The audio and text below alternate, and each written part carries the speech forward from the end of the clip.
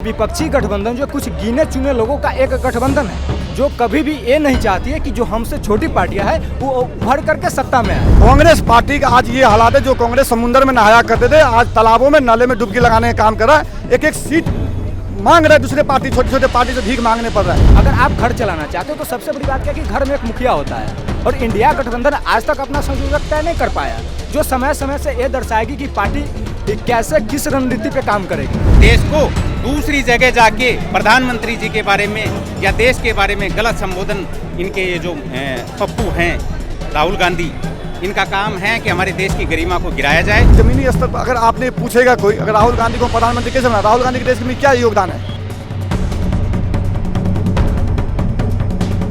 विधानसभा चुनाव से बदल सकती है क्या विपक्षी गठबंधन की तस्वीर? नहीं, ऐसा कुछ नहीं लगता। विधानसभा की जगह काम करती है, लोकसभा की जगह काम करती है। अरविंद केजरीवाल विधानसभा जीते हैं, लोकसभा जीत के बता दे एक सीट भी यहाँ 7 सीटों में अगर एक भी सीट जीत जाए तो। देखिए, ये जो गठबंधन है इसको आप विपक्षी गठबंधन नहीं कह सकते हैं, आप इसको सीधा सीधा आप ये कह सकते हैं कि ये विपक्षी गठबंधन जो कुछ गिने चुने लोगों का एक गठबंधन है जो कभी भी ये नहीं चाहती है कि जो हमसे छोटी पार्टियां हैं वो उभर करके सत्ता में आए।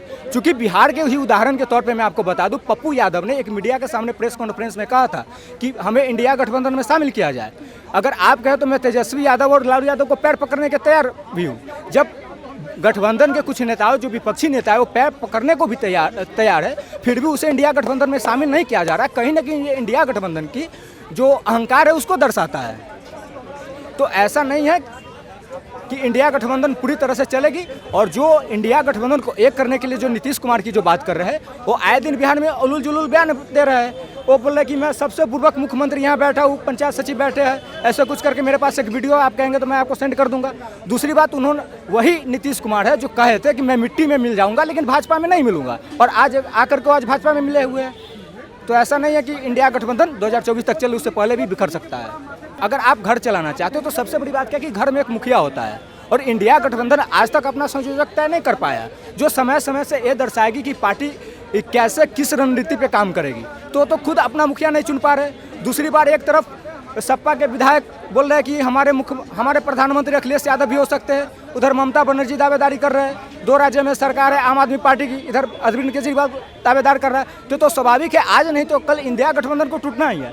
भले ही लोग अगर इंडिया गठबंधन जीत भी जाए लेकिन केंद्र में तो बीजेपी ही आएगी, क्योंकि इन लोगों में आपसी सहमति न होना बीजेपी को सबसे बड़ी फायदा पहुंचाएगा। विधानसभा इलेक्शन को लेकर यह जनता ही बताएगी, क्योंकि इलेक्शन है, इलेक्शन में मतदाता, मैं जनता की हिस्सेदारी में, लेकिन मेरे पास में सिर्फ एक वोट है। एक वोट सबके पास में है, सबके विचार अलग अलग है। जब वोट पड़ेंगे, वोट डाले जाएंगे मतदाता पेटी में, क्या तब पता चलेगा रिजल्ट के बाद में। विपक्षी गठबंधन नहीं तो यहाँ दिल्ली की रहेगी, नहीं किसी स्टेट की रहेगी। ये एक दूसरे के कपड़े फाड़ते रहेंगे, एक दूसरे को नीचा दिखाने की कोशिश करते रहेंगे और देश को दूसरी जगह जाके प्रधानमंत्री जी के बारे में या देश के बारे में गलत संबोधन, इनके ये जो पप्पू हैं राहुल गांधी, इनका काम है कि हमारे देश की गरिमा को गिराया जाए, संप्रभुता को ख़त्म किया जाए, धर्मनिरपेक्ष भारत की जगह सांप्रदायिकता भड़काई जाए। ये इनका कांग्रेस का, विपक्ष का मुख्य काम।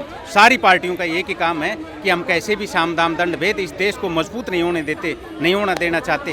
इनकी एक ही सोच है और हम तो यही चाहते हैं कि मोदी आए, स्वस्थ रहे, दीर्घायु रहे, निरोग रहे, इनके ऊपर किसी तरह की कोई स्वास्थ्य संबंधी आँच भी ना आए और ये देश को सतत संभालते रहें। इन्हीं आशाओं के साथ हम तो जीवन जी रहे हैं। जमीनी स्तर पर अगर आपने पूछेगा कोई, अगर राहुल गांधी को प्रधानमंत्री कैसे बना, राहुल गांधी के देश में क्या योगदान है? ये क्या योगदान है? क्या आप बताओ, कोई योगदान बताओ। तो राहुल गांधी देश के लिए कुछ काम किया, आप बता दो किसी को। मैं तो बोलूँगा कुछ नहीं किया। नहीं, तो फिर कैसे हम माने उसको?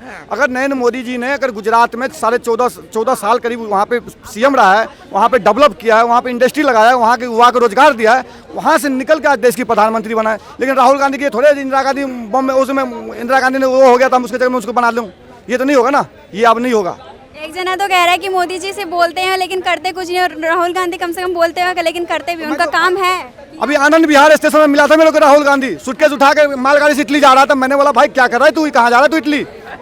भाई मालगाड़ी को इटली थोड़े जा रहा है।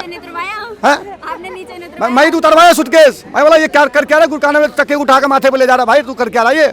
वो सही में एक आदमी बोला ट्रेन में जियो के बेटा सोनिया जी के बेटा दोनों मनोरंजन में काम आते हैं, वही हाल है। विधानसभा चुनाव से देखिए वो स्टेट का मामला आता है, जब राज्यों की बातें होती है तो राज्य तक सीमित होता है ना। पर जब देश की बात आती है तो देश की कमान ऐसे आदमी के पास में देनी चाहिए, देश के लोगों को, जो देश को अच्छी तरह संभाल सके। ये नहीं कि कल को राहुल गांधी बैठे हुए हैं, उसके बाद ममता दीदी बैठ जाएंगे, केजरीवाल बैठ जाएंगे, फिर आएंगे कोई अखिलेश यादव, वो कहेंगे मैं बैठूंगा। तो ऐसे एक फिर हो क्या होगा, एक महीने के लिए बैठेगा, एक महीने के लिए राज्य मतलब प्रधानमंत्री बनेंगे, एक महीने के लिए सबको प्रधानमंत्री बना दिया जाएगा।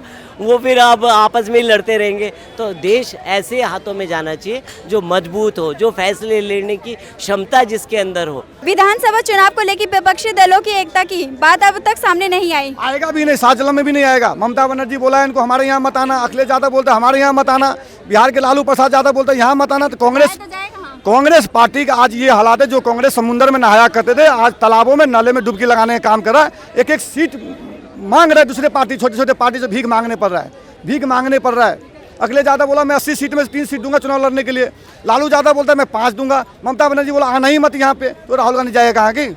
अगर आप बोलते हो कि हम संयोजक इस आदमी को बना रहे हैं तो वो संयोजक पे लड़ने लग जाएंगे, ठीक है। लालू प्रसाद के अलग सपने हैं, आप नीतीश कुमार के अलग सपने हैं, और आप ये देखिए अखिलेश यादव का अपना अलग सपना है, ममता दीदी का अलग सपना है, राहुल बाबा अलग सपना लेके घूम रहे हैं।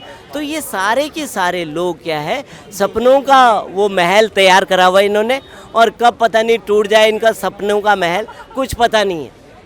ये विपक्षी एकता आपको दूरबीन से देखोगे ना तो दूरबीन से दिखाई नहीं देगी। इसके लिए बिल्कुल मैक्रो वो होता है ना, जैसे छोटे छोटे कणों को देखते हैं ना, हाँ उससे देखना पड़ेगा ये हाँ। तो कहने का मतलब ये इनको बहुत गहराई से, क्योंकि इनमें आपसी मतभेद है, ठीक है ना। तो कहते हैं कि मनभेद ना हो, मतभेद हो रहे। अब मतभेद और मनभेद होते रहे तो ये कहीं कामयाब नहीं होंगे। विपक्षी दलों की बात इसलिए सामने नहीं आई है क्योंकि वो बहुत ही खराब हालत में है, इसलिए उनके पास में बोलने के लिए किसी भी प्रकार का कोई शब्द नहीं है। बहुत ही बुरी हालत में किस तरह की? बहुत ही बुरी हालत में इसलिए क्योंकि उन लोगों को मोदी जी से डर लगता है, कहीं मोदी जी आ गए तो हमको भारत से बाहर निकाल देंगे, क्योंकि वो लोग आतंकवादियों का पनाह दे रहे हैं। कैसे आप देख सकते हो ना, 2001 में संसद भवन के ऊपर अटैक आक्रमण हुआ था, आतंकवादियों ने किया था। 2008 में मुंबई की ताज होटल पे हमला हुआ था, आप लोग जानते हैं, पूरा देश जानता है। बात सामने आएगी कहाँ? ये तो आज मुझे ऐसा लगता है, चाहे मध्य प्रदेश में हो यार और कहीं भी हो, जो जिस तरीके से ताबड़तोड़ जो रैलियाँ हो रही हैं, ये रैलियाँ भारतीय जनता पार्टी ही कर रही है। पार्टी तो कांग्रेस पार्टी तो अभी आई नहीं, चुनाव को मूड में ही नहीं है अभी तो। उनकी अभी जो है लिस्ट अभी तक घोषित नहीं हुई, उनका मुख्यमंत्री अभी तक घोषित नहीं हुआ, तो निश्चित तौर पर जो है भारतीय जनता पार्टी की सरकार बनने जा रही है। कई लोग कह रहे हैं कि दबाया जा रहा है विपक्षी पार्टी को। दबाया कहाँ जा रहा है? पहले से ही जो है जिस तरीके से दबाया, हम क्यों दबाएंगे? जनता चाहती है, जनता ये चाहती है कि विकास करने वाली सरकार आए, ना कि जो है भ्रष्टाचार करने वाली सरकार आए। तो निश्चित तौर पर जो है विकास की सरकार आएगी। जिस तरीके से मोदी जी ने जो इतिहास रच दिया है,